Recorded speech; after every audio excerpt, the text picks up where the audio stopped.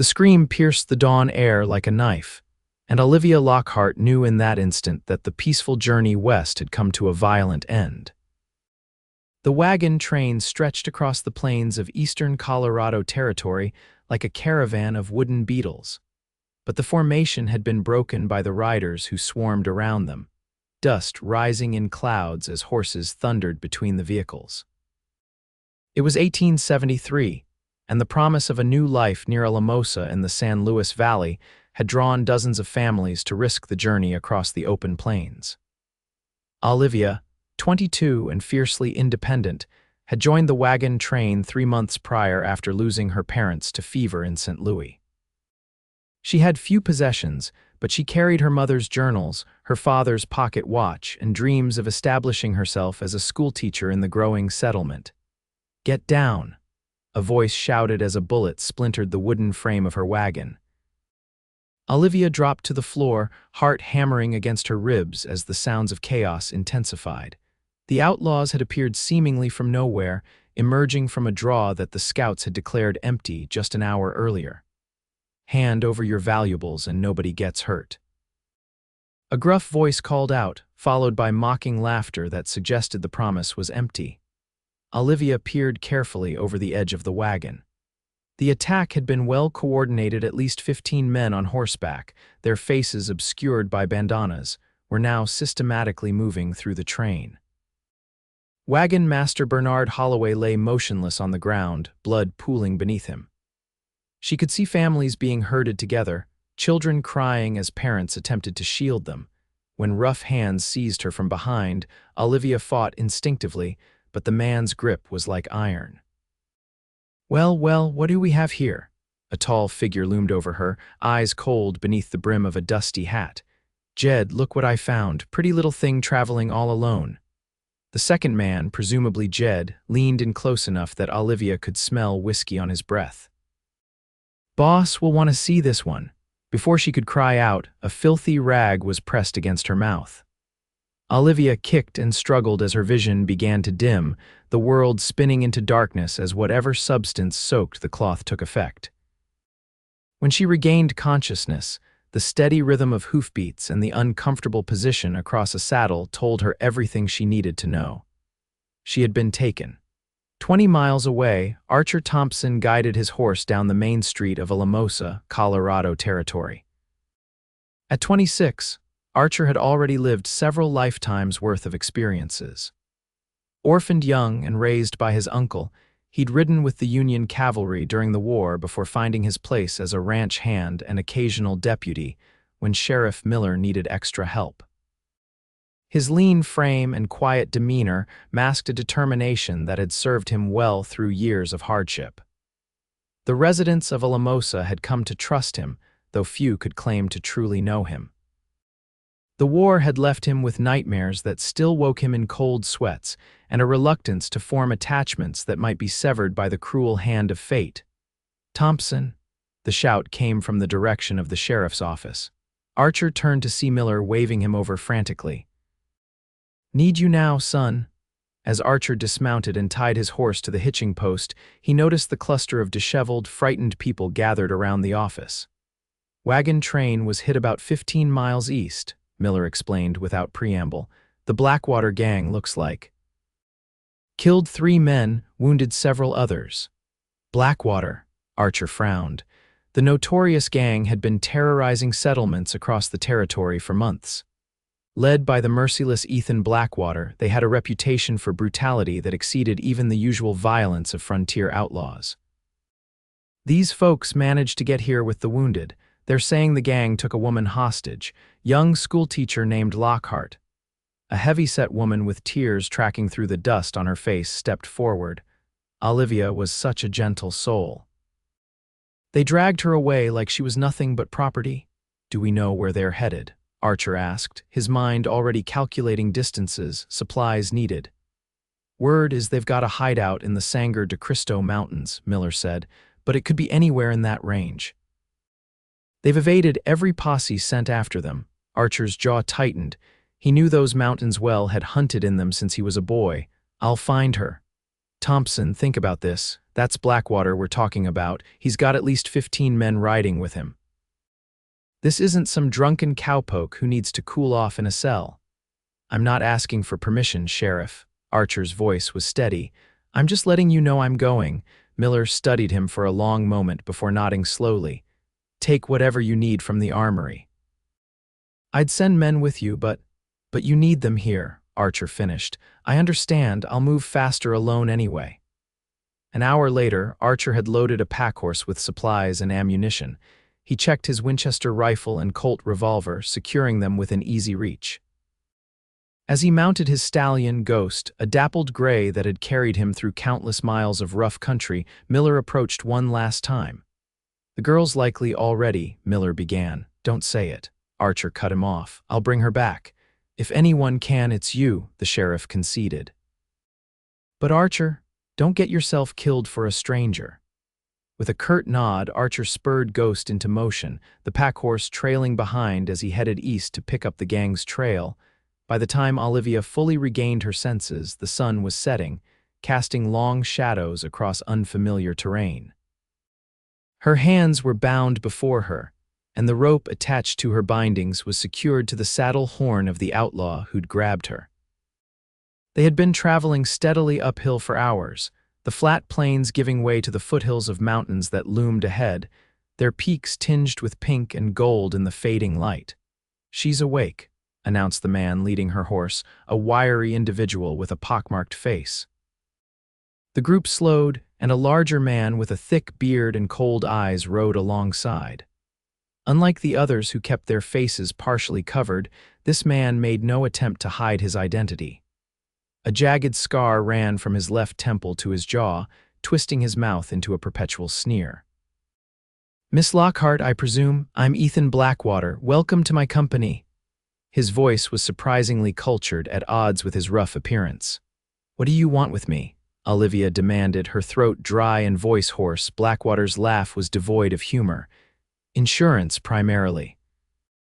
Having a hostage tends to discourage overzealous pursuit, but I'm also a businessman, and a woman of your quality fetches a good price in certain markets south of the border.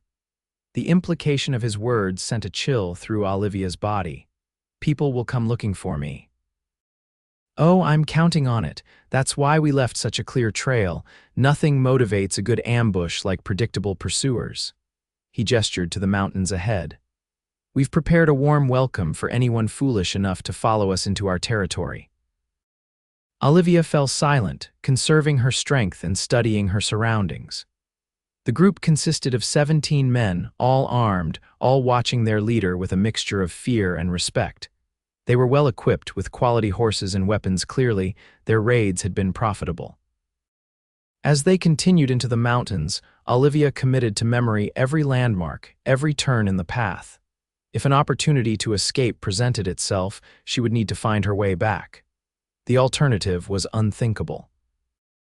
Archer Thompson had picked up the gang's trail easily enough, too easily, in his estimation. Blackwater was too smart to leave such obvious signs unless he wanted to be followed. Still, Archer had no choice but to pursue, though he moved cautiously, frequently leaving the main trail to scout ahead and check for ambushes. As darkness fell, he made a small, flameless camp in a sheltered draw. While Ghost and the packhorse rested, Archer studied the stars and considered his options. The trail led into the mountains, toward areas known for narrow passes and steep drops perfect for ambushes. A direct pursuit would be suicide. He would need to find another way. Dawn found him moving again, but not on the obvious trail. Instead, Archer guided his horses on a more circuitous route, one that would bring him around to approach the likely hideout from an unexpected direction. It meant additional miles and difficult terrain, but it also meant a chance of survival and success. By midday, he had climbed high enough to spot smoke rising from a canyon several miles ahead, likely the outlaw camp. Archer tethered his horses in a hidden ravine with access to water and continued on foot, rifle in hand. The canyon was indeed where the Blackwater Gang had established their hideout. From his vantage point on a rocky ledge, Archer could see a cluster of crude cabins nestled against the canyon wall, horses corralled nearby, and men moving about with the casual confidence of those who believed themselves safe from intrusion. And there, being led from one cabin to another, was a woman with auburn hair that caught the sunlight. Even from a distance, the defiant set of her shoulders was evident. Olivia Lockhart was alive, and she wasn't broken. Archer settled in to watch and plan. There were too many of them to take on directly. He would need to be patient, to wait for night and find a way to get close enough to free her without alerting the entire camp. But as he observed, he noticed men preparing to depart, checking weapons and saddling horses. Something was happening. In the cabin that served as her prison, Olivia paced the small space. The structure was solid enough to prevent escape. The outlaws clearly used this place regularly. A single window, too small to climb through, provided her only view of the outside world. The door was guarded at all times. The sound of approaching footsteps made her straighten her spine and prepare herself. When Blackwater entered, he was followed by two of his men. "Change of plans, Miss Lockhart," he announced. "It seems your friends in Alamosa have been more resourceful than anticipated. A lone rider is tracking us, not the usual bumbling posse I expected." "Someone will stop you," Olivia said with more confidence than she felt. "Perhaps they'll try, but we've dealt with heroes before." He turned to his men. "Prepare to move. We'll take her to the secondary location while Jed and the others prepare our greeting for our persistent friend." Olivia's heart sank. Someone was risking their life to save her, and they were riding into a trap. "Who is coming for me?" she asked. Blackwater smiled coldly. "One of Miller's deputies, from what our lookout could tell. Thompson, I believe. Not that it matters, he'll be dead by nightfall." The name meant nothing to Olivia, but she silently thanked this Thompson for his bravery, even as she feared for his life. Within the hour, she was again on horseback, this time with her hands bound behind her back, making it nearly impossible to maintain her balance without leaning against the outlaw seated behind her. Blackwater and 5 others accompanied them, leaving the rest behind to deal with the pursuer. As they departed, Olivia caught sight of men positioning themselves on the ridges above the canyon entrance, the ambush being set. Archer Thompson watched the split in the outlaw forces with growing concern. The larger group, including the woman, was leaving the canyon by a different route than they had entered, heading deeper into the mountains. Meanwhile, at least 8 men were clearly preparing an ambush at the canyon entrance, expecting him to follow their original trail. He had a choice to make: attempt to neutralize the ambush party first, or follow Olivia and her captors immediately. The former was safer, but would give Blackwater more time to disappear with his hostage. The latter meant leaving enemies at his back, but a better chance of rescuing the woman. The decision was made when he saw one of the outlaws strike Olivia, causing her to nearly fall from the horse. Something protective and fierce rose in Archer's chest at the sight. He would follow them now. Moving with the stealth that had kept him alive through the war and the dangerous years that followed, Archer retreated from his observation point and made his way back to his horses. He would need to circle wide around the canyon to pick up the trail of the departing group without alerting the men lying in wait. The terrain was treacherous, narrow paths along sheer drops, dense pine forests where branches tore at his clothing, and loose shale that threatened to give way under the horses' hooves. But Archer knew these mountains better than most men, and Ghost was as sure-footed as any horse in Colorado territory. By late afternoon, he had picked up the trail of Blackwater's smaller group. They were moving fast, but the signs were clear enough for a tracker of Archer's skill. They were heading toward the higher peaks, where the air grew thin and the paths more dangerous. As twilight approached, Archer caught his first glimpse of them, 6 riders and Olivia, silhouetted against the sky as they crested a ridge nearly a mile ahead. They were pushing hard, clearly hoping to reach their destination before full dark. Archer pushed harder, closing the distance. The outlaws had numbers on their side, but they didn't know he was behind them specifically, and they would be expecting any pursuit to come from the direction of the canyon. It was a small advantage, but he would need every edge he could get. Night fell swiftly in the mountains, the temperature dropping rapidly. Olivia shivered in her thin dress, not designed for the high-altitude chill. They had been riding for hours without rest, and her body ached from the unnatural position and constant motion. When they finally stopped in a small clearing surrounded by dense pines, Olivia nearly collapsed when pulled from the horse. Her legs buckled beneath her, and only the rough grip of her captor kept her from falling face first to the ground. "Make camp here," Blackwater ordered. "No fire. We'll reach the cabin by noon tomorrow." "What about the girl?" asked the man holding Olivia's arm. "Tie her to that tree. And for God's sake, give her a blanket. She's no use to us dead from exposure." A thin blanket was draped around her shoulders before she was secured to a pine trunk, the rough bark pressing painfully against her back. The men settled in nearby, passing a flask between them as they spoke in low voices. Exhaustion threatened to overwhelm Olivia, but she forced herself to remain alert, listening to their conversation. "Think Jed and the boys caught that deputy yet?" one asked. "If not, they will by morning," another replied. "Nobody gets through that pass without being seen." "Shame we had to leave the canyon," said a third. "That was a good setup." Blackwater's voice cut through the darkness. "We'll return once this business is concluded. With the money we'll get for her, we can afford to lay low for a while." Olivia closed her eyes, fighting back tears of frustration and fear. She would not give them the satisfaction of seeing her break. Instead, she focused on the stars visible through the pine branches overhead, the same stars that had guided the wagon train west.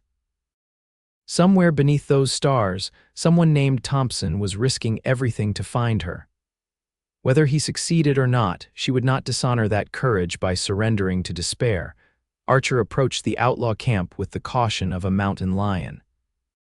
He had left the horses secured a quarter-mile back and continued on foot, moving silently through the underbrush. The lack of a fire made the outlaws harder to spot, but also indicated their own concern about pursuit. Through his field glass, he could make out the shapes of men bedded down for the night, and one figure tied to a tree. Olivia.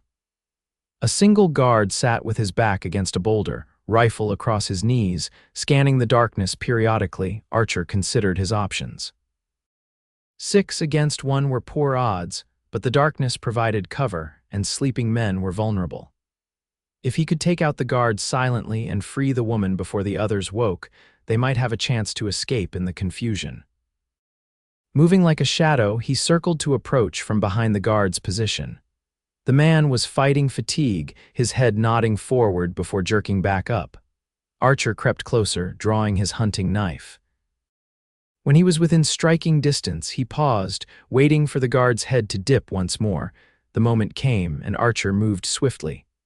One hand clamped over the guard's mouth, while the other brought the knife handle down hard on the back of his skull. The man slumped unconscious without a sound. Archer dragged him silently behind the boulder, bound and gagged him with strips torn from the man's own bandana, then turned his attention to Olivia. He would need to cross 20 yards of open ground to reach her. 20 yards, where any noise or movement might wake the sleeping outlaws. Taking a deep breath, he began his approach, placing each foot with deliberate care, freezing whenever one of the sleeping men stirred or muttered. It seemed to take an eternity to cross that short distance.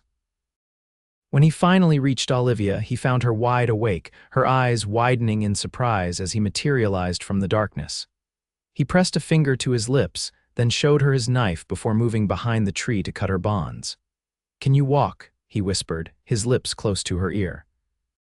She nodded, though uncertainty flickered in her eyes. "Stay behind me. Move only when I move." He helped her to her feet, supporting her as her cramped muscles protested. They had taken only 3 steps toward the perimeter of the camp when disaster struck. Olivia's foot caught on an exposed root, and though she didn't fall, the sudden movement caused the blanket to slip from her shoulders and land with a soft thump on the pine needle-covered ground. One of the outlaws stirred, lifting his head. "Who's there?" In an instant, the camp erupted into chaos. Archer shoved Olivia behind him as he drew his revolver, firing twice in rapid succession. One outlaw fell, clutching his chest, while another dove for cover. "Run!" Archer commanded, pulling Olivia toward the trees as bullets splintered bark around them. They crashed through the underbrush, Archer half dragging Olivia as her legs struggled to match his pace. Behind them, shouts and gunfire filled the night. Archer fired back occasionally, more to slow pursuit than with any hope of hitting targets in the darkness. "Keep going," he urged as they splashed across a shallow stream. "My horses are just ahead." A bullet whined past Archer's head, close enough that he felt the disturbance in the air. Another struck a tree trunk inches from Olivia's shoulder, showering her with bark fragments. But they kept moving, the sounds of pursuit growing more distant as the rugged terrain and darkness worked in their favor. When they finally reached the horses, Archer boosted Olivia onto Ghost's back before mounting behind her. The pack horse's lead was secured to his saddle horn. "Hold on," he instructed. And then they were moving again, the horses picking their way carefully down a steep slope that would be suicidal to navigate at speed in the dark. Behind them, they could hear Blackwater shouting orders, the sounds growing fainter as distance and the natural amphitheater of the mountains distorted them. They had escaped for now. Olivia sagged against Archer's chest, the adrenaline that had carried her through their flight beginning to ebb. "Thank you," she whispered. "Save your thanks until we're safely back in Alamosa," he replied, but his arm tightened protectively around her waist. "I'm Archer Thompson, Olivia Lockhart." Her voice was weak with exhaustion. "They'll come after us, counting on it," Archer said grimly. "But they'll have to find us first." They rode through the remainder of the night, following game trails and dry creek beds that would be difficult to track. When the eastern sky began to lighten with the promise of dawn, Archer guided the horses into a narrow box canyon he knew from hunting expeditions. A spring provided fresh water, and the steep walls offered protection from all but the most determined search. "We'll rest here for a few hours," he said, helping Olivia dismount. Her legs buckled and he caught her, supporting her weight easily. "You're safe for now." "For now," she echoed, looking up at him properly for the first time. His face was lean and weathered, with a scar across his left eyebrow and blue eyes that held both kindness and wariness. He couldn't be much older than she was, but something in those eyes spoke of experiences that had aged him beyond his years. Archer helped her to a flat rock near the spring, then tended to the horses before retrieving food from his saddlebags. He offered her jerky, hardtack, and water, which she accepted gratefully. "How did you find me?" Olivia asked after her hunger had been somewhat satisfied, followed their trail. They weren't exactly hiding it. Archer sat across from her, his rifle within easy reach. "Sheriff Miller asked me to go after you when the survivors from your wagon train reached Alamosa."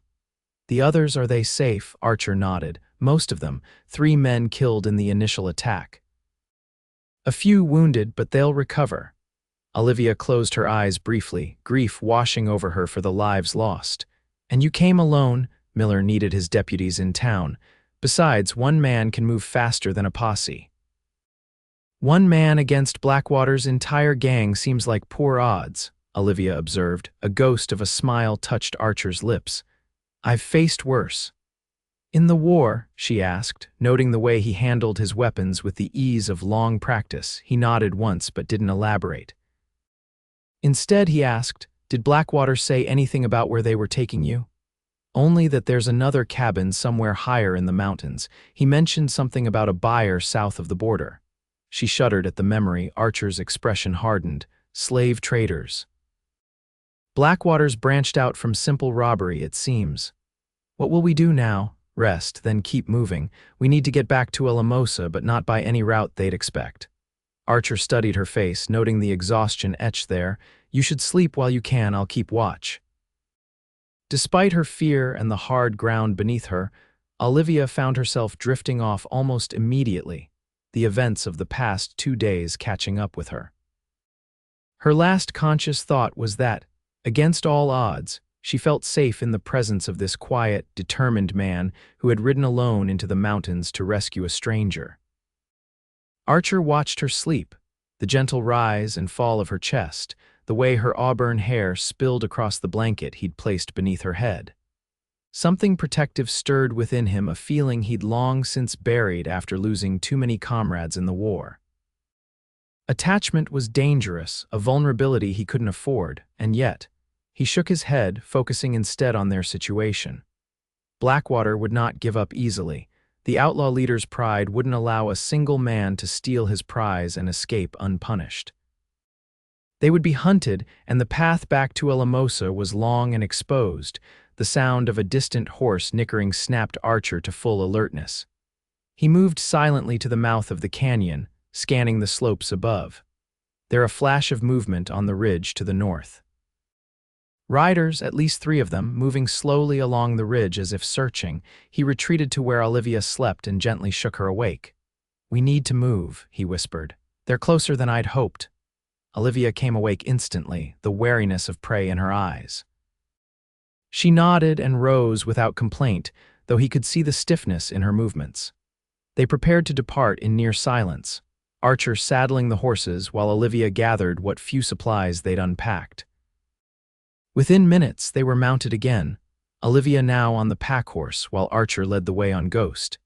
Instead of exiting the canyon the way they had entered, Archer guided them to what appeared to be a solid rock wall at the back of the narrow space. Only when they were upon it did Olivia see the narrow fissure, barely wide enough for a horse to pass through sideways. "The local Ute call this the Spirit Path," Archer explained quietly. "Not many white men know about it. It will take us west, behind the main ridge. How do you know about it?" Olivia asked as they entered the shadowy passage. "My uncle traded with the Ute. I spent time with them as a boy, learning their ways." He looked back at her with a hint of a smile. "Being half Apache and half white meant I never quite belonged in either world, but it had its advantages." Olivia studied him with new understanding. The slight copper undertone to his skin, the high cheekbones features she'd attributed to sun and hardship, but which now spoke of his heritage. The passage twisted through the mountain, sometimes so narrow their legs brushed the walls, other times opening into small grottos where light filtered down from cracks far above. After what felt like hours of careful navigation, they emerged onto a ledge overlooking a vast valley to the west. "We'll follow this ridge south," Archer said, pointing to a line of peaks. "It's longer but safer than trying to cut back east where they'll be looking for us." As the sun climbed higher, the heat became oppressive, even in the thin mountain air. They traveled in silence for the most part, each lost in their own thoughts. Occasionally, Archer would point out landmarks or signs of wildlife, his deep voice carrying easily in the clear air. By midday, they had covered considerable ground, putting distance between themselves and their pursuers. They stopped in the shade of an overhanging cliff, the horses grateful for the rest as much as the humans. "Tell me about Alamosa," Olivia said as they shared the last of the jerky. "Is it a good place to start over?" Archer considered the question. "It's growing. The railroad's coming through next year, got a decent school that could use a teacher." He glanced at her. "That's what you were planning, right? Teaching?" Olivia nodded. "I taught in St. Louis before my parents died. I had hoped to continue in Colorado." She looked down at her torn, dirty dress. "Assuming anyone will hire me now looking like this." "Folks in Alamosa don't judge by appearances," Archer said. "Most of them are starting over themselves. Like you." He was quiet for a moment. "Something like that. What made you become a deputy?" "Needed work after the war. Tried ranching, but didn't have the capital to make it on my own. Miller offered me a badge when I helped track down some cattle rustlers." He shrugged. "It suits me well enough." "You're good at it," Olivia said softly. "Not many men would have attempted what you did last night." A flush of color touched Archer's cheekbones. "Just doing my job." Before Olivia could respond, Ghost's head came up sharply, ears pricked forward. Archer was on his feet instantly, rifle in hand. "What is it?" Olivia whispered, fear clutching at her throat. "Not sure, could be nothing." "Could be," he broke off as a distant shout echoed across the valley. "Riders, coming up from the south," he swore under his breath. "They've split up to circle around. We need to move. Now." They mounted quickly, abandoning the shelter of the cliff and heading east along a narrow trail that skirted the mountainside. The path grew increasingly treacherous, with sharp drop-offs to their right that plunged hundreds of feet to the rocks below. there. A voice called from somewhere behind them. I see them. The crack of a rifle shot followed, the bullet ricocheting off rocks near Archer's head. He urged Ghost to greater speed, though the trail barely allowed for a fast walk, let alone a gallop. Keep going, he called to Olivia, who was several yards ahead on the packhorse. Don't stop no matter what happens. More shots rang out closer now. Archer twisted in the saddle to return fire, forcing their pursuers to take cover temporarily. But he could see at least 4 riders, and they were gaining ground. The trail widened slightly as it curved around the face of the mountain, allowing Olivia to push her horse to a trot. But as they rounded the bend, she pulled up short with a cry of alarm. Ahead, the path was blocked by a massive rockslide, boulders and scree completely obstructing the narrow trail. We're trapped, she gasped as Archer drew alongside her. He scanned the terrain rapidly, assessing their options. The cliff face to their left was too steep to climb. The drop to their right was certain death. Behind them, Blackwater's men approached. Then Archer spotted a game trail leading upward through a tumble of rocks just before the landslide. It was barely visible, and whether it would lead anywhere useful was uncertain, but it was their only chance. This way, he said, guiding Ghost toward the opening. Stay close. The trail was even narrower than the main path, forcing them to dismount and lead the horses single file. They had just disappeared from view of the main trail when they heard the outlaws reach the landslide. Where did they go? One voice demanded. They couldn't have doubled back, we would have seen them, another replied, spread out, check for any side trails. They can't have vanished into thin air. Archer and Olivia pushed on, climbing steadily through increasingly difficult terrain. The game trail, if it had ever been more than a figment of Archer's hopeful imagination, soon disappeared entirely, leaving them to pick their way through a maze of boulders and scraggly pines. Thompson, Blackwater's voice echoed up from below. I know you're up there. You're only delaying the inevitable. Archer didn't respond, focusing instead on finding a way forward. The slope grew steeper, the horses struggling for footing on the loose shale. Olivia's face was pale with exertion and fear, but she pressed on without complaint. Finally, they crested a ridge and found themselves looking down into a small, sheltered valley. A stream meandered through the center, and the remains of an old campsite, blackened stones in a rough circle, suggested they weren't the first to find this place. We can rest here briefly, Archer said. They'll have a hard time following our trail through those rocks. Olivia collapsed beside the stream, splashing water on her face before drinking deeply. Archer allowed the horses to drink as well, then secured them in a stand of aspen where they could graze. You know where we are? Olivia asked, gazing around the peaceful valley that seemed a world away from the danger just beyond the ridge. Archer nodded. About 15 miles from Johnson Creek. If we can reach it by nightfall, we can follow it down to the plains and then make for Alamosa. And if they catch up to us before then, he met her eyes steadily. They won't. The confidence in his voice was reassuring, but Olivia wasn't naive. Archer, if something happens, I want you to know how grateful I am. Even if we don't make it back, you risked everything for a stranger. That's rare. You're not a stranger anymore, he said quietly, surprising himself with the admission, and we will make it back. Something passed between them in that moment, an understanding, a connection forged in danger and shared determination. Olivia found herself studying his face, noticing details she'd missed before. The tiny lines at the corners of his eyes, the way his mouth curved slightly upward even in repose, suggesting a readiness to smile that belied his serious demeanor. A distant shout shattered the moment. Archer was on his feet instantly, rifle ready. There on the ridge, he said tersely. We need to move. They departed the valley by its eastern exit, following the stream that eventually joined the larger Johnson Creek. The terrain was more forgiving here, allowing them to mount and make better time. But their pursuers were relentless, occasionally visible on the ridges above as they paralleled the fugitives' course.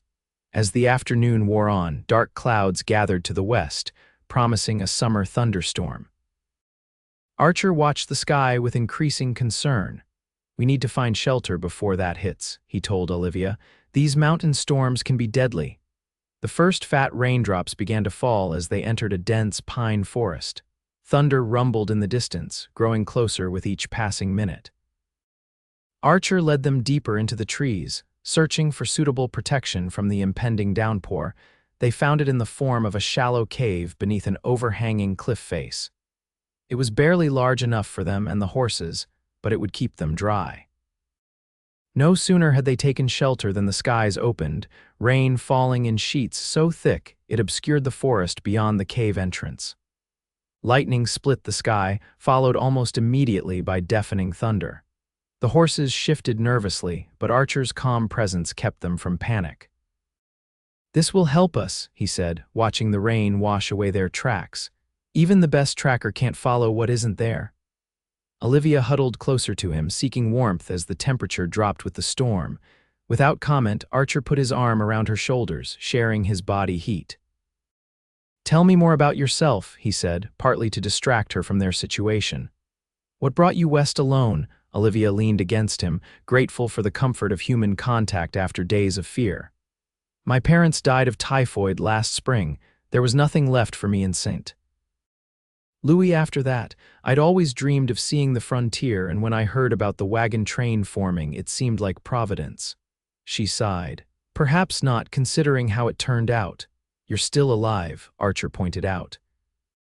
"That's more than can be said for many who attempt the journey west. Thanks to you." She looked up at him, rain-damp curls framing her face.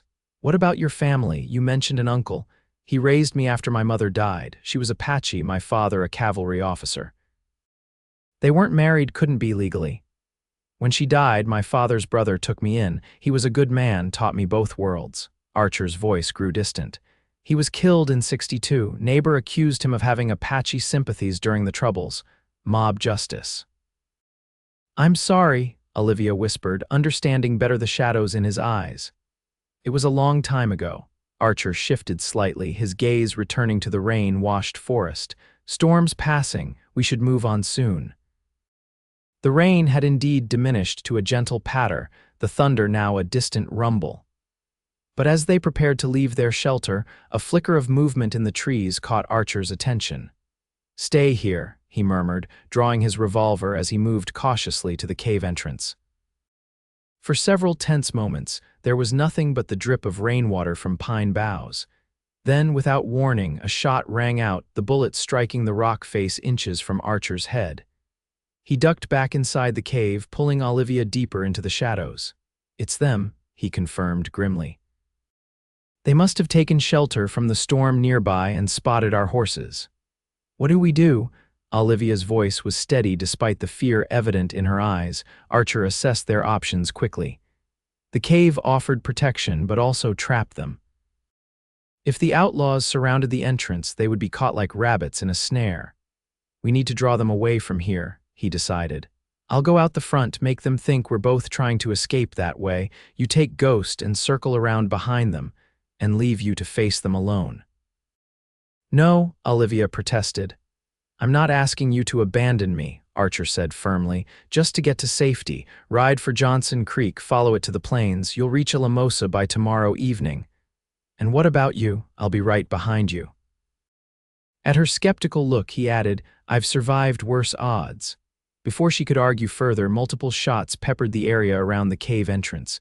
A voice called out, "Thompson, send out the woman and we might let you live." "Blackwater," Archer muttered.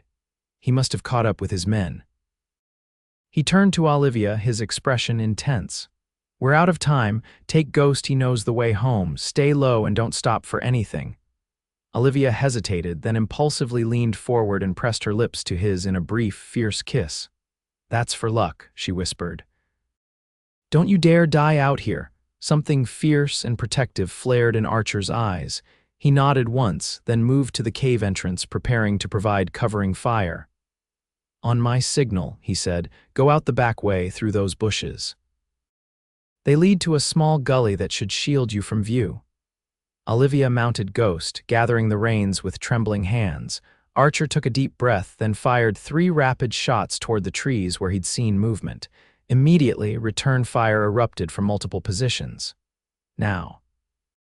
he shouted, continuing to fire as Olivia urged Ghost toward the back of the cave where a narrow opening led to freedom. The distraction worked.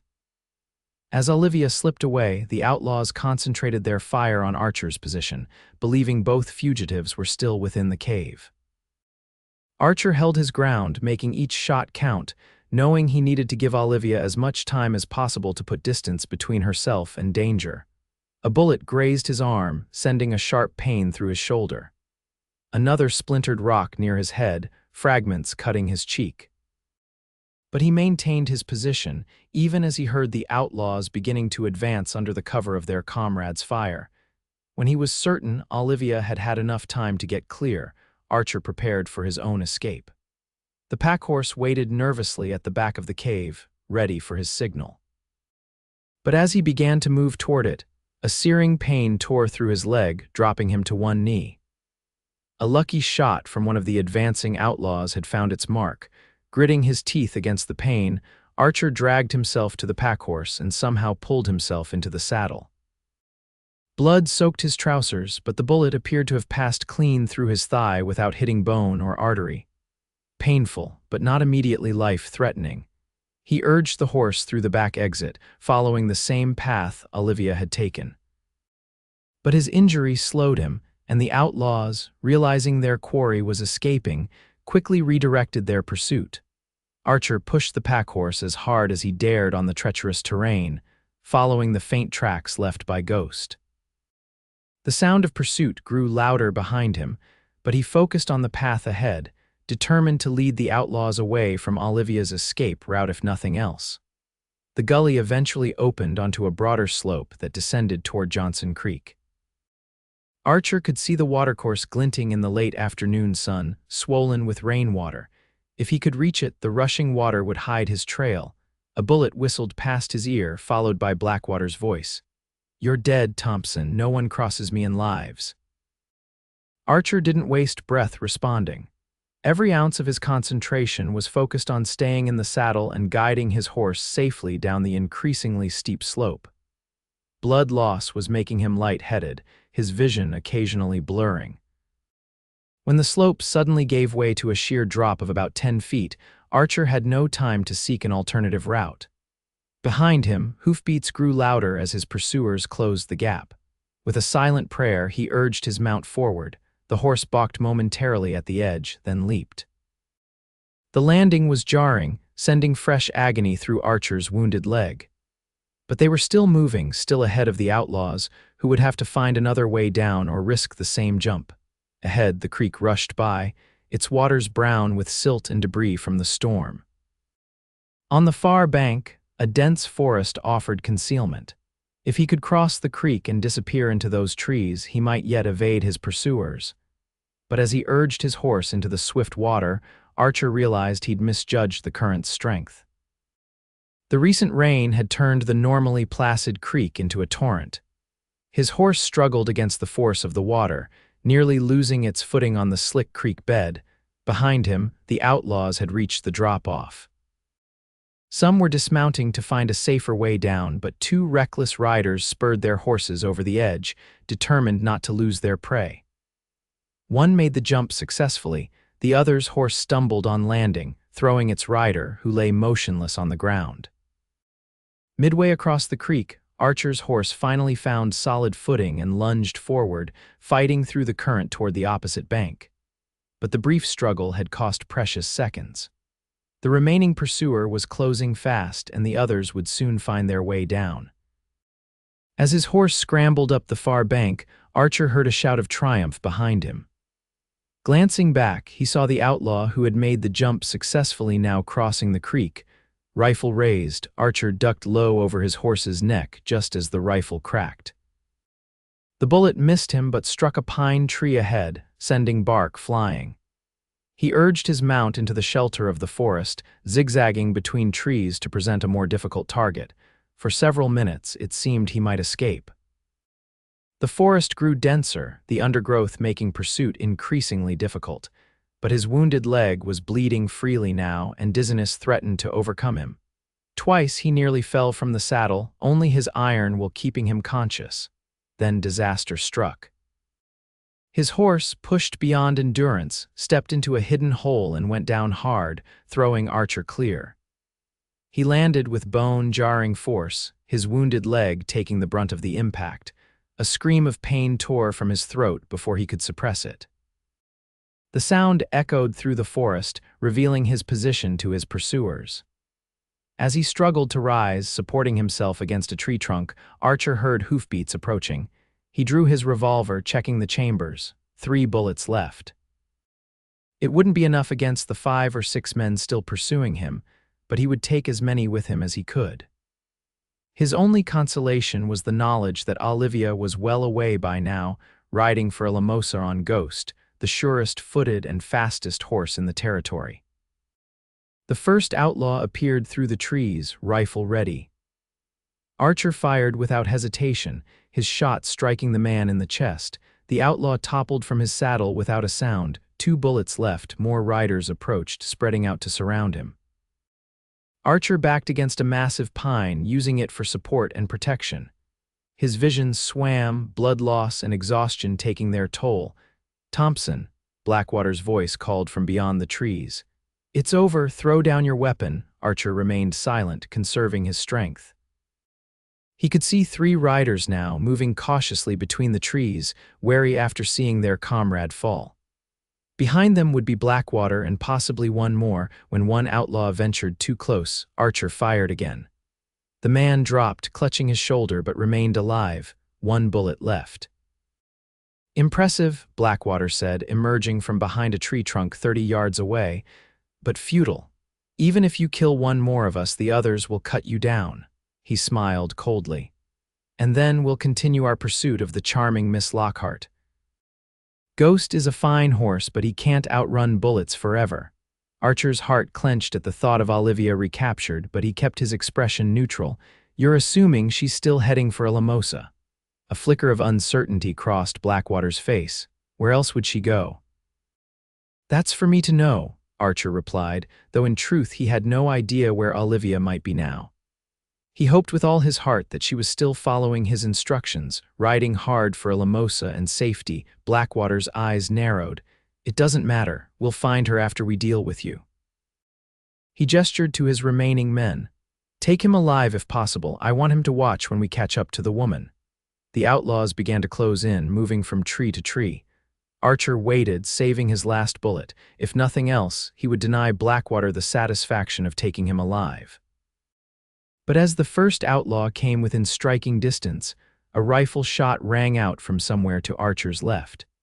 The outlaw fell, a look of surprise frozen on his face. For a moment, everyone froze, trying to locate the source of the unexpected shot.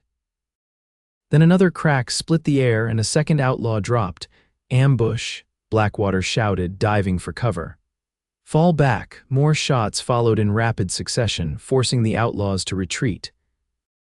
Archer, as confused as his enemies, pressed himself against the pine trunk, uncertain whether the new arrivals were friend or foe. His answer came moments later when a familiar voice called out, "Archer, are you alive over there?"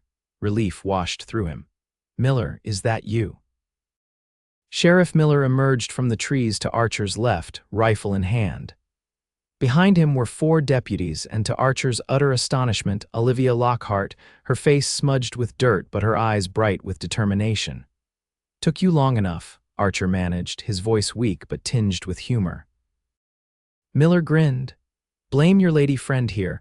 Rode into our posse about 5 miles back, refused to continue to town without us coming back for you. Stubborn as a mule, that one." Olivia rushed to Archer's side, her expression shifting from relief to alarm as she saw his blood-soaked trousers. "You're hurt." "It's nothing," he lied, even as the world began to spin around him. "Blackwater, he's still out there." "Not for long," Miller promised, signaling his deputies to spread out. "We'll get him." But Blackwater and his remaining men had already disappeared into the forest, using the confusion to make their escape. Olivia tore strips from her petticoat to bind Archer's wound, her hands gentle but sure. "I couldn't leave you," she said softly. "Not after everything you did to save me." Archer wanted to argue, to tell her she'd taken a foolish risk, but the words wouldn't come. Instead, he found himself lost in her eyes, seeing concern there, and something more, something that mirrored the unfamiliar warmth growing in his own chest.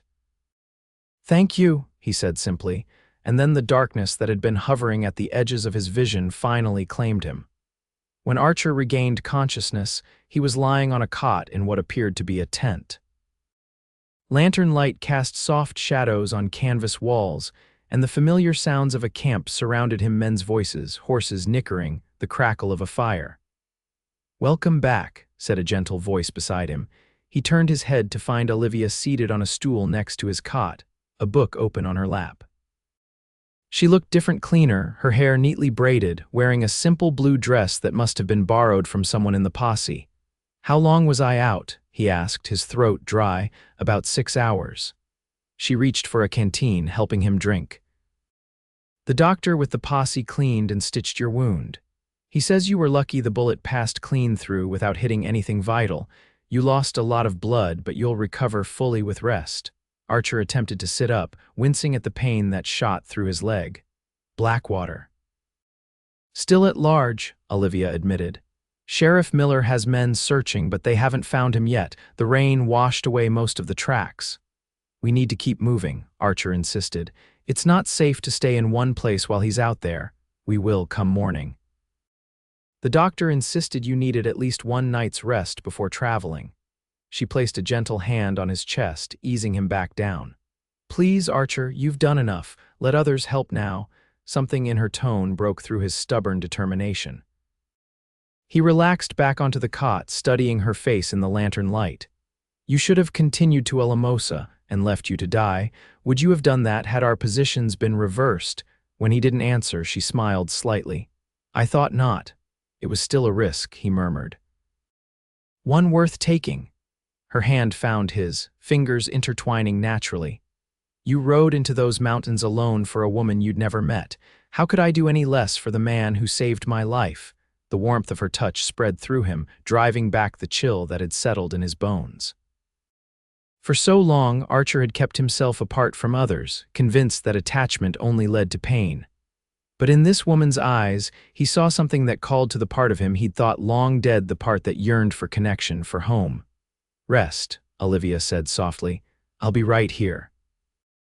Against his better judgment, Archer closed his eyes, lulled by her presence and the exhaustion that pulled at him like an undertow. For the first time in years, he allowed himself to feel safe in another's care. Morning brought the bustle of the camp breaking down, preparations being made for the journey to Alamosa. Archer insisted on riding rather than being carried in a makeshift stretcher, though Miller clearly disapproved. "Stubborn fool," the sheriff muttered as he helped Archer mount a gentle bay gelding borrowed from one of the deputies. "You'll open those stitches before we're halfway home." "Better that than arriving in Alamosa on my back," Archer replied, teeth gritted against the pain. Olivia rode beside him, her borrowed horse keeping pace with his slower mount. The posse formed a protective circle around them, wary of ambush despite no signs of Blackwater's gang since the previous day's confrontation. They traveled steadily through the day, descending from the mountains onto the open plains that surrounded Alamosa. By late afternoon, the settlement came into view, its buildings appearing small and toy-like in the vast landscape. "Almost home," Miller said with satisfaction. "Home." The word echoed in Archer's mind. Alamosa was where he lived, where he worked, but he'd never truly thought of it as home. Home implied belonging, roots, things he'd convinced himself he neither needed nor wanted. Yet as he glanced at Olivia, riding tall and straight despite all she'd endured, he wondered if perhaps his definition of home had been too narrow. Word of their approach had evidently reached town ahead of them, for a crowd had gathered at the edge of Alamosa to greet their return. As they rode down the main street, people cheered and called out welcome. Olivia blushed at the attention, unused to such a reception. "They're grateful," Archer told her. "Folks around here have lost too many to outlaws like Blackwater. Each person brought back safely is cause for celebration." "And what about the man who did the rescuing?" she asked, looking at him sideways. "Do they celebrate him as well?" "I'm just doing my job," he said, echoing his earlier words but with less conviction. Olivia smiled as if she understood what he wasn't saying. At the doctor's office, Archer was helped from his horse and inside for a proper examination of his wound. Olivia started to follow, but was intercepted by several women who insisted on taking her to the hotel for a bath, hot meal, and proper rest. She glanced back at Archer, clearly reluctant to leave his side. "Go," he encouraged her. "I'll be fine, we can talk tomorrow." She nodded, though uncertainty lingered in her eyes. "Promise me you'll rest and follow the doctor's orders." "I promise," he said, finding he meant it. As she was led away, surrounded by the chattering women of Alamosa eager to hear her story and offer assistance, Archer felt an unexpected pang of loss. It was ridiculous, he told himself. She would be just across the street at the hotel. And yet. The doctor's examination was thorough and painful, but the prognosis was good. "Clean wound, no infection," he pronounced. "Keep it clean, stay off that leg as much as possible for at least a week, and you'll be good as new." Sheriff Miller arrived as the doctor was finishing his rebandaging. "Town council's taking up a collection for both of you," he informed Archer. "Seems folks are mighty impressed with what you did." "I don't need," Archer began. "It's not about need," Miller interrupted. "It's about appreciation, let them show it." After the doctor and sheriff left, Archer settled back on the examination table where he'd been instructed to spend the night. Despite his exhaustion, sleep eluded him. His mind kept returning to Olivia, her courage, her determination, the way she'd looked at him in the forest when she'd found him wounded. For the first time in longer than he could remember, Archer Thompson allowed himself to hope for something more than mere survival. Across the street at the Alamosa Hotel, Olivia Lockhart soaked in a proper bath for the first time in days, the hot water soothing aches she hadn't even realized she had. The women of the town had been overwhelmingly kind, providing clean clothes, food, and a comfortable room at no charge.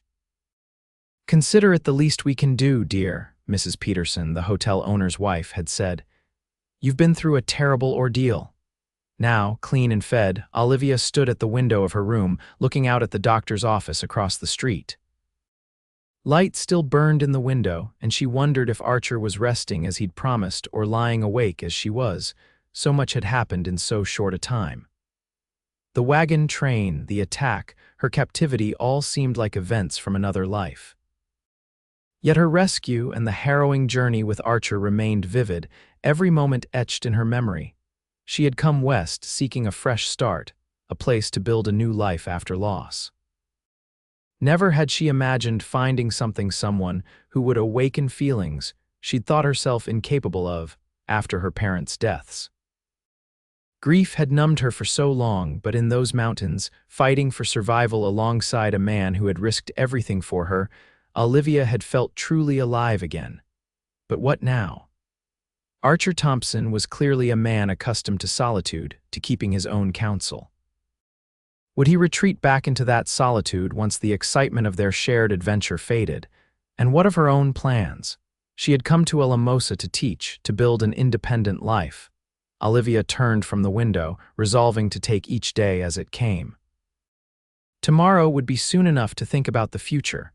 Morning brought sunshine streaming through the hotel window and a renewed sense of purpose. Olivia dressed in the clean, simple dress provided by the ladies of Alamosa and made her way downstairs. The hotel dining room was busy with the breakfast crowd, many of whom fell silent as she entered, then erupted in greetings and questions. She answered as politely as she could, but her mind was elsewhere. As soon as courtesy allowed, she excused herself and crossed the street to the doctor's office. Dr. Wilson met her at the door. "If you're looking for Deputy Thompson, you're too late. Man's as stubborn as they come. Insisted on leaving at first light, said he needed to get back to his cabin." Disappointment washed through her. "He shouldn't be moving around yet. That's what I told him." The doctor shook his head. Might as well have been talking to a fence post, but Sheriff Miller went with him, so at least he's not alone. "Where is his cabin?" Olivia asked. "Edge of town, north side. Can't miss it, only place with that big dappled gray horse out front." Dr. Wilson studied her with knowing eyes. "He's a good man, Thompson, best tracker in the territory, brave as they come, but he keeps to himself, always has." I know, Olivia said softly. Thank you, Doctor. She found Archer's cabin easily enough, a modest but well-maintained structure set slightly apart from the other dwellings at the northern edge of Alamosa. Ghost stood in a small corral beside it, raising his head to watch her approach. Olivia hesitated at the door, suddenly uncertain. What if Archer didn't want to see her? What if the connection she'd felt between them had been nothing more than the product of shared danger? Before she could decide whether to knock or retreat, the door opened and Archer stood there, leaning heavily on a crudely fashioned crutch. His face showed surprise, then something warmer. "Olivia," he said, her name almost a sigh on his lips. "I was just thinking about you."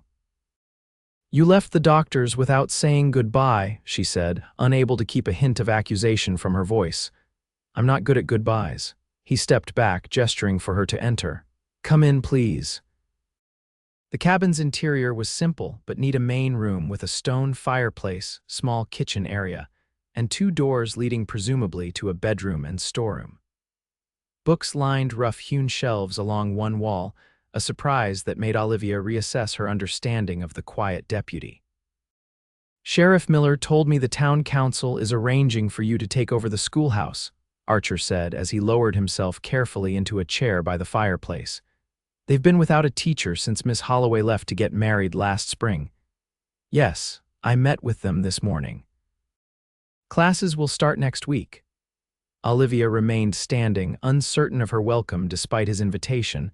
"They've offered me a small house near the school." Archer nodded, a shadow crossing his features. "That's good, you'll be comfortable there." Silence stretched between them, heavy with unspoken thoughts. "I should go," Olivia said finally. "You need to rest, and I have preparations to make for the school." "Wait."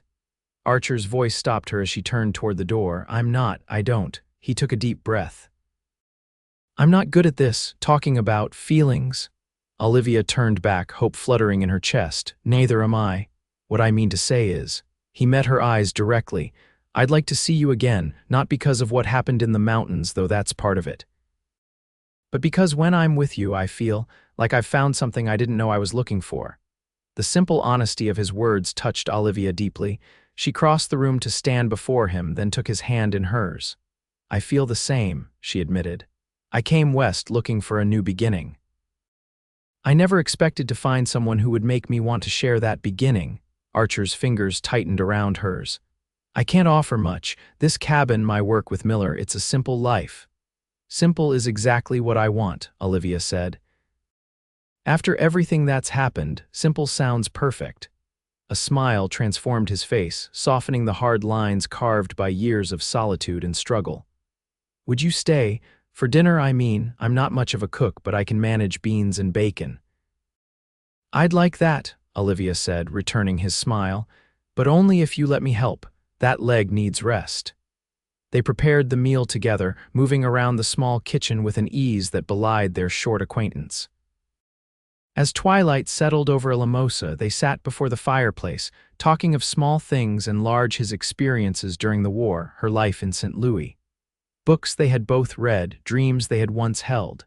"It's getting late," Olivia said eventually, noting the darkness beyond the windows. "I should return to the hotel." Archer nodded, though reluctance was clear in his expression. "I'll walk you back, on that leg." "Absolutely not." She rose, gathering her shawl around her shoulders. "I'll be fine. It's only a few minutes' walk, and Alamosa seems a peaceful town." "Most times it is," Archer agreed, "but Blackwater's still out there somewhere." The reminder of the outlaw leader sobered them both. In the joy of their reunion and budding connection, they had almost forgotten the danger that still lurked. "Miller has men watching the town," Archer continued. "But I'd feel better if—" he hesitated, "if you'd allow me to come check on you each evening, just until we're sure Blackwater's moved on." Olivia recognized the request for what it was: not just concern for her safety, but a desire to see her daily. "I'd like that," she said softly, "very much." At the door, they paused, the air between them charged with unspoken feelings. Then, with a courage born of knowing how fragile life could be, Olivia leaned forward and pressed her lips to his in a kiss far gentler than their first desperate contact in the cave. Archer's hand came up to cup her cheek, his touch reverent. When they parted, his eyes held a light she hadn't seen before, hope, perhaps, or the beginning of joy. "Tomorrow," he said, the word both promise and question. "Tomorrow," she confirmed and stepped out into the night, her heart lighter than it had been in years. The next week passed in a blur of activity for Olivia.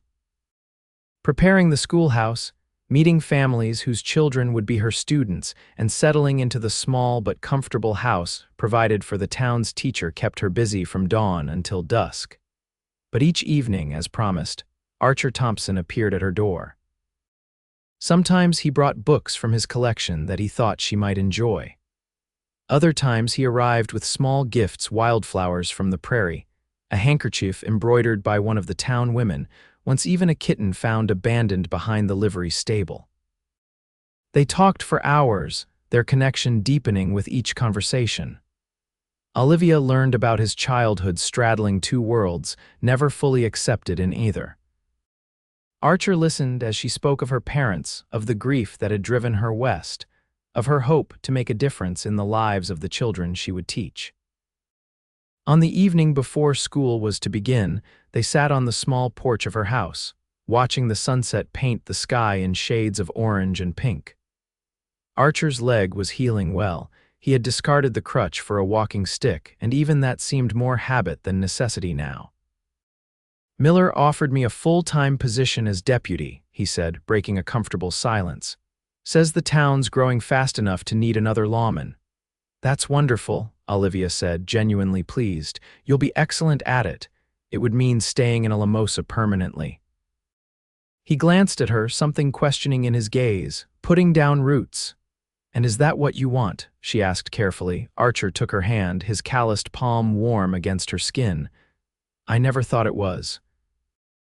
After the war, after losing my uncle, I convinced myself that attachments were dangerous, that being alone was safer." He took a deep breath.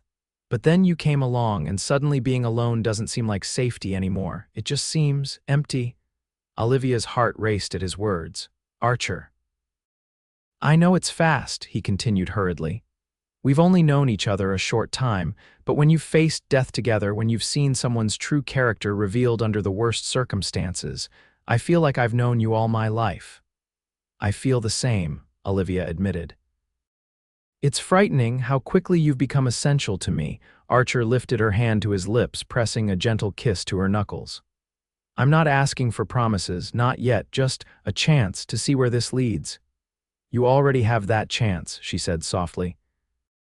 "You've had it since the moment you rode into those mountains for me."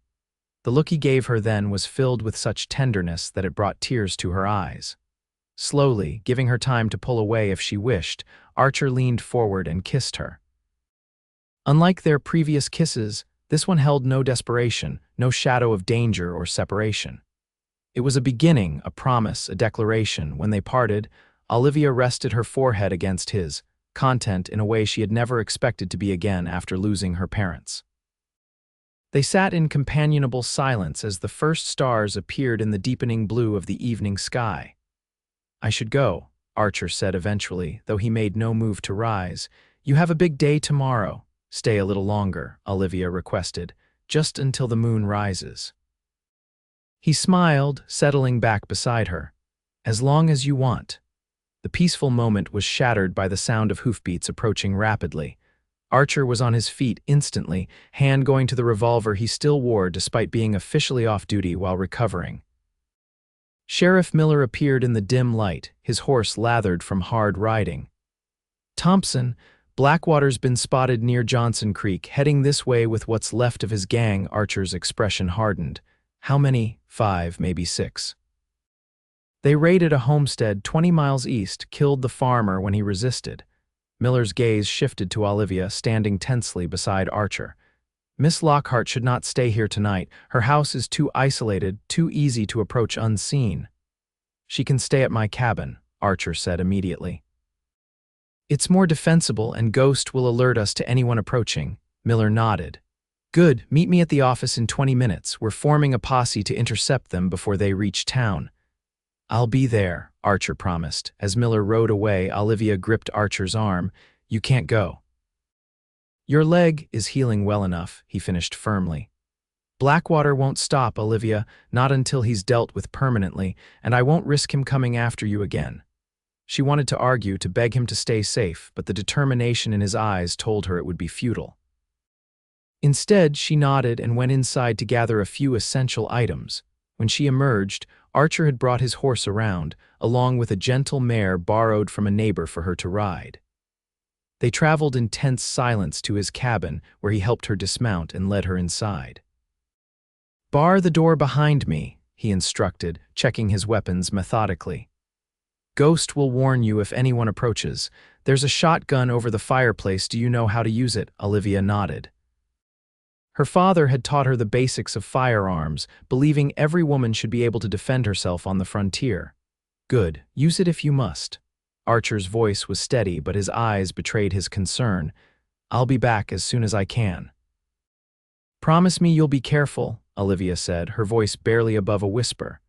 "Promise me you'll come back." Archer took her face between his hands, his touch gentle despite the urgency of the moment. "I promise," he said, and sealed the vow with a kiss that held both passion and tenderness. "Wait for me." Then he was gone, the sound of hoofbeats fading as he rode toward town. Olivia barred the door as instructed, then moved to the window, watching until his figure disappeared in the darkness. Only then did she allow the tears she'd been holding back to fall. Hours passed with agonizing slowness. Olivia paced the small cabin, alternating between the window and fireplace, the loaded shotgun never far from her reach. Outside, the night sounds of the prairie, the call of an owl, the distant howl of a coyote seemed amplified in her state of anxious watchfulness. When Ghost nickered softly in the corral, she froze, every sense alert. The sound came again, followed by the horse's restless movement. Someone was approaching. Olivia took up position beside the window, shotgun ready, her heart pounding so loudly she was certain it could be heard outside. A shadow moved across the yard, a lone figure, moving stealthily toward the cabin. Her finger tightened on the trigger, but some instinct held her back from firing immediately. The figure drew closer, entering the patch of moonlight near the door, Ethan Blackwater. He was alone, at least from what she could see, his face gaunt and eyes wild with a desperation that made him more dangerous than ever. He carried a rifle in one hand, a pistol in the other. "I know you're in there, Miss Lockhart," he called, his cultured voice at odds with his disheveled appearance. "Your deputy and his friends are chasing shadows 20 miles east. It's just you and me now." Olivia remained silent, weighing her options. The shotgun would be devastating at close range, but if she missed. "I lost everything because of you," Blackwater continued, moving closer to the door. "My men, my reputation, my territory, all because you couldn't just accept your fate like a sensible woman." She could hear the madness in his voice, the obsession that had driven him to circle back to Alamosa despite the risk. This wasn't about ransom or profit anymore, it was personal. "Come out now, and I'll make it quick," he offered. "Hide, and I'll burn this place down around you." To emphasize his point, he fired a shot through the window, the bullet embedding itself in the far wall. Olivia ducked instinctively, though the shot hadn't been aimed at her. She needed to act, needed to defend herself. But fear paralyzed her, memories of her captivity flooding back, the helplessness, the terror, the certainty that death or worse awaited her. Blackwater fired again, this time splintering the door. The next shot might find her. No, she would not be a victim again. Steeling herself, Olivia moved to a position with a clear view of the door, raised the shotgun to her shoulder, and waited. The door shuddered as Blackwater kicked it, testing the strength of the bar. It held, but another powerful kick sent cracks spreading through the wood. One more would break it open. Olivia aimed at the center of the door and held her breath. The final kick sent the bar and broken door flying inward. Blackwater stood framed in the doorway, weapons raised, eyes scanning the room. Olivia fired. The blast caught Blackwater full in the chest, the force of it hurling him backward into the yard. The shotgun's recoil knocked Olivia back as well, but she maintained her grip on the weapon, ready to fire the second barrel if necessary. Cautiously, she approached the doorway. Blackwater lay motionless in the dirt, the moonlight revealing the extent of his injuries. There would be no recovery, no trial, no prison for Ethan Blackwater. Justice had been delivered by the very woman he had sought to victimize. Shaking with reaction, Olivia retreated into the cabin, barring what remained of the door as best she could with a chair wedged beneath the handle. Then she sank to the floor, the shotgun across her knees, and waited for dawn. She was still there, though she'd moved to a chair, when hoofbeats announced new arrivals hours later. For a moment, fear gripped her again. What if it was the remainder of Blackwater's gang coming to avenge their leader? But then Ghost whinnied a greeting and relief flooded through her. Olivia. Archer's voice called, urgent with concern. Olivia, are you all right? She rose on shaky legs and moved the chair from the broken door. I'm here, she called. I'm safe. Archer burst through the doorway, Miller close behind him. Both men stopped short at the sight of her disheveled, pale, but standing tall with the shotgun still in her hands. What happened? Archer asked, taking in the damaged door and window. Wordlessly, Olivia pointed to the yard. Both men turned to look, Miller letting out a low whistle at the sight of Blackwater's body. You did that? The sheriff asked, his tone somewhere between shock and admiration. Olivia nodded, suddenly unable to speak as the events of the night caught up with her. The shotgun slipped from her nerveless fingers, but before it could hit the floor, Archer was there, taking the weapon and setting it aside before gathering her into his arms. It's over, he murmured against her hair. It's truly over now. She clung to him, drawing strength from his solid presence. I was so afraid, she whispered, not of him in the end, but that you wouldn't come back. Archer pulled back just far enough to look into her eyes. I promised, didn't I? His thumb wiped away a tear she hadn't realized had fallen. And I always keep my promises. Miller cleared his throat. I'll take care of things out here, he said, gesturing toward Blackwater's body. You two take some time. After the sheriff had left, closing what remained of the door behind him, Archer led Olivia to the chair by the fireplace and knelt before her despite his injured leg.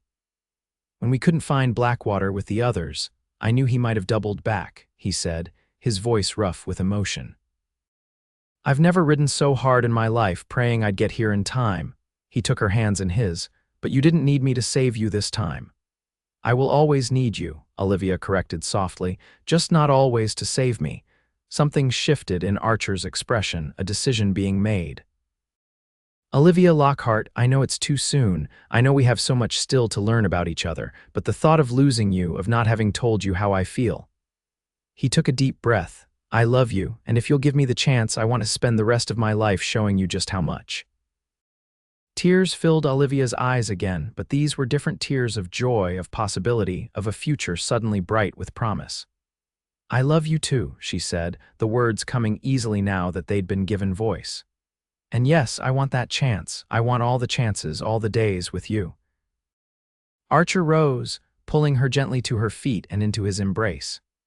As the first light of dawn filtered through the broken window, they held each other, two souls who had found in each other not just safety or companionship, but home. 3 months later, on a crisp October day, Archer Thompson stood nervously at the front of Alamosa's small church, watching as Olivia walked toward him on Sheriff Miller's arm. Her dress was simple but elegant, sewn by the women of the town who had embraced her as one of their own. The entire settlement had turned out for the wedding, ranchers and townspeople alike filling the pews. Children from Olivia's school giggling excitedly at seeing their teacher as a bride. Even a small delegation from the Ute tribe, with whom Archer had maintained his uncle's friendly relations, stood at the back of the church in ceremonial dress. As Olivia reached him and placed her hand in his, Archer marveled at how quickly life could change. From solitary tracker to beloved husband, from man adrift to man anchored by love and purpose. The journey had been perilous, marked by fire and blood, but the destination was worth every moment of struggle. Dearly beloved, the minister began, but Archer scarcely heard the familiar words. He was lost in Olivia's eyes. In the future they would build together, a future neither of them had dared to imagine, when a wagon train set out across the plains, and an outlaw's greed set in motion events that would forever change their lives.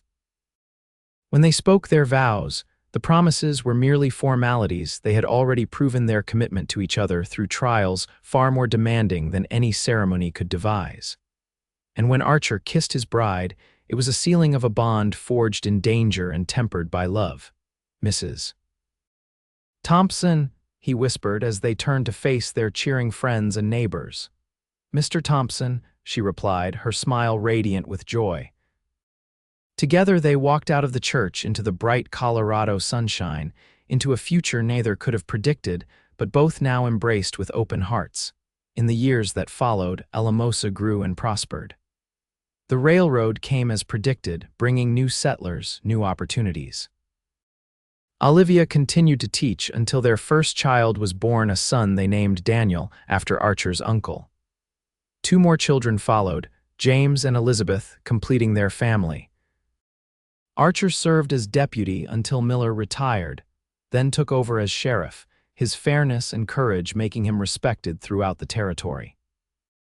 But his true legacy was not in the outlaws he caught or the peace he maintained. It was in the home he built, in the love he shared with Olivia, in the children they raised to know both sides of their heritage and to be proud of both. And sometimes, on quiet evenings when the children were asleep, and they sat together on the porch of the larger house they had eventually built at the edge of town, Archer and Olivia would look to the mountains where their story began, where an outlaw's cruelty had unwittingly led to a love stronger than either had ever dared to hope for. "Do you ever regret it?" Archer asked once, as they watched the sunset paint the Sangre de Cristo Mountains in hues of gold and crimson. "Coming west, all that happened?" Olivia leaned her head against his shoulder, her hand finding his as naturally as breathing. "Not for a moment," she said. "Every step of the journey led me here, to you, to our family. How could I regret the path that brought me home, home?" The word had once seemed foreign to both of them, Archer with his mixed heritage and solitary nature, Olivia with her grief and uprooted life. But together they had discovered its true meaning. Not a place, but a person, not shelter, but belonging, not an end to a journey, but the beginning of one far more rewarding. As stars began to appear in the deepening blue of the sky, Archer kissed his wife's temple gently. "I love you, Olivia Thompson," he said, the words no less powerful for having been spoken countless times over the years. "And I love you," she replied, turning to meet his lips with hers. "Yesterday, today, and all our tomorrows." In the distance, Ghost, now retired to pasture, but still proud, nickered softly as if in approval. The dappled gray had carried Archer through fire and danger to find Olivia. Now he watched over the family his master had fought so hard to create.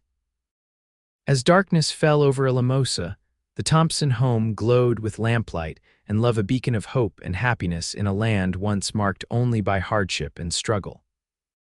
Within its walls, 2 people who had once thought themselves destined for solitude found instead the greatest adventure of all. A life shared, challenges faced together, joy multiplied and sorrow divided. It was everything neither had dared to dream of, and everything both now knew they could never live without.